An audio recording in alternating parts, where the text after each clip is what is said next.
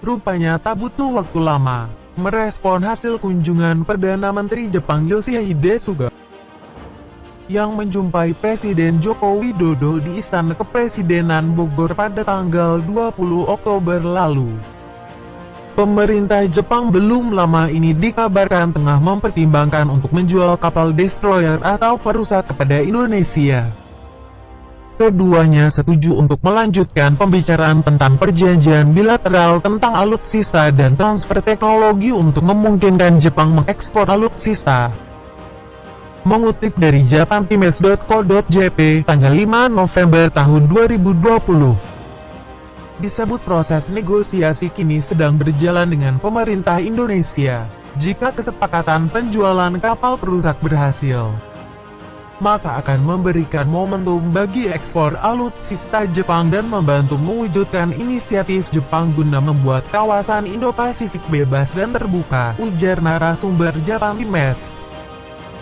Menurut sumber tersebut, kapal destroyer atau perusak yang mungkin akan diekspor ke Indonesia termasuk dari 30 FFM, yang direncanakan Jepang akan mulai beroperasi pada 2022.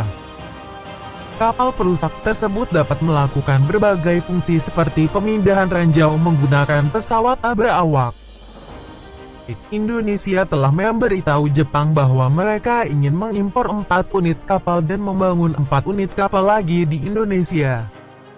Melalui transfer teknologi, proyek ini diharapkan bernilai sekitar 300 miliar yen. Rencana penjualan destroyer ke Indonesia tak lepas dari ekspansi Cina di kawasan Laut Cina Selatan. Sumber dari Japantimes menyebut kesepakatan ini akan memberikan efek jera terhadap Beijing. Pemerintah Jepang percaya bahwa ekspor kapal perusak akan menjadi peringatan bagi Cina dan membawa stabilitas perairan di sekitarnya. Bulan Oktober lalu, pemimpin kedua negara sepakat untuk mempercepat pembicaraan bilateral tentang ekspor alutsista dan transfer teknologi. Menteri Pertahanan kedua negara pun telah mengadakan telekonferensi lanjutan. Pejabat senior MSDF juga telah mengunjungi Indonesia pada akhir September bersama pejabat dari Mitsubishi Heavy Industries Ltd, produsen utama kapal perusak 30 FFM. Ide-ide konkret yakini telah diusulkan pada pertemuan antar kedua pemimpin adalah memungkinkan ekspor peralatan yang akan digunakan untuk penyelamatan jiwa, transportasi kewaspadaan dan kegiatan, atau penyapuan ranjau. Mengekspor kapal perusak tidak akan mudah, mengingat prinsip-prinsipnya. Karena kapal tidak hanya memiliki fungsi peringatan dan pengawasan tetapi juga kemampuan menyerang, kata seorang pejabat senior Kementerian Pertahanan Jepang. Tetapi ekspor dapat memungkinkan jika dibuat untuk tujuan pengembangan kapal bersama dengan negara asing, tambah pejabat itu pada tahun fiskal 2015. Kementerian Pertahanan Jepang membentuk Acquisition, Technology and Logistics Agency untuk mengendalikan ekspor alutsista, tetapi badan itu gagal mengatur ekspor peralatan sampai berhasil pada Agustus lalu, yaitu adanya kesepakatan untuk mengirimkan 4 unit radar ke Filipina.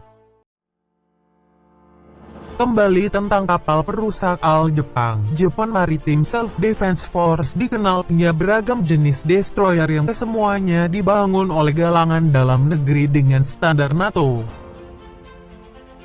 Yang paling sangar ada 3 jenis kelas yang mengadopsi teknologi Aegis dari Amerika Serikat. Maya kelas 10.500 ton belum beroperasi, Atago kelas 10.000 ton, dan Kongo kelas 9.500 ton. Sementara destroyer kelas medium pun terbilang banyak ragamnya.